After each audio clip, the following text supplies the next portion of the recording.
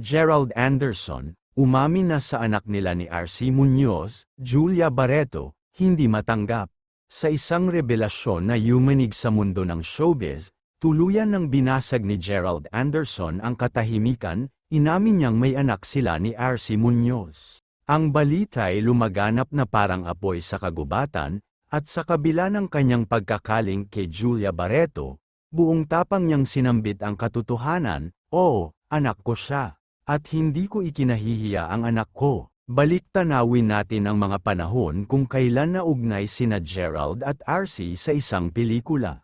Marami noon ang nagsabing may chemistry sila sa harap ng kamera, pero pinabulaanan nilang may namamagitan sa kanila.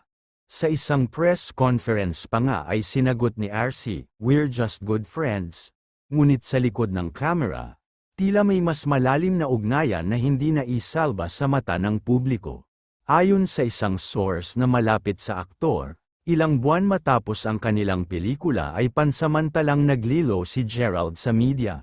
Nagpahinga lang, aniya noon. Ngunit ang totoo pala, nasa isang pribadong beach house si Gerald kasama si RC, at dito nagsimula ang isang ugnayang sa simulay walang label, pero nagbunga ng isang inosenteng nilalang. Sa isang eksklusibong panayam kay Boy Abunda, kapansin-pansing emosyonal si Gerald habang hawak ang larawan ng isang sanggol.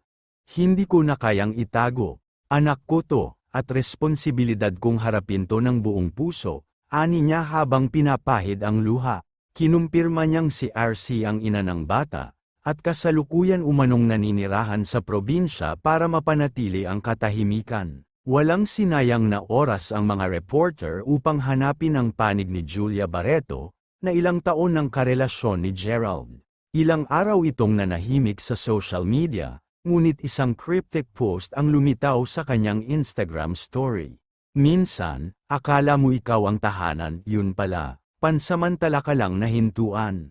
Hindi nagtagal, kinumpirma rin ng kampo ni Julia na nagdesisyon itong pansamantalang magpahinga sa showbiz at bumiyahe patungong Europe para makapag-recharge.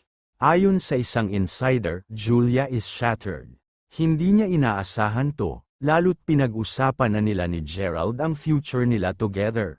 Samantala, tahimik pa rin si RC Muñoz sa gitna ng kontrobersya.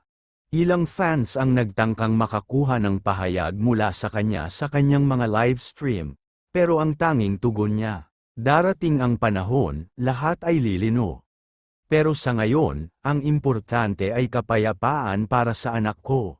Sa kabila ng lahat, buo ang loob ni Gerald. "Handa akong panag-utan ang lahat.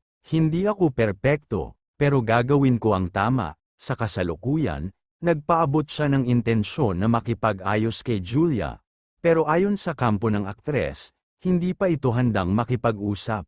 Ang tanong ng marami ngayon, may pag-asa pa ba sina Gerald at Julia? O ito na ang simula ng bagong kabanata sa pagitan ni Gerald at RC?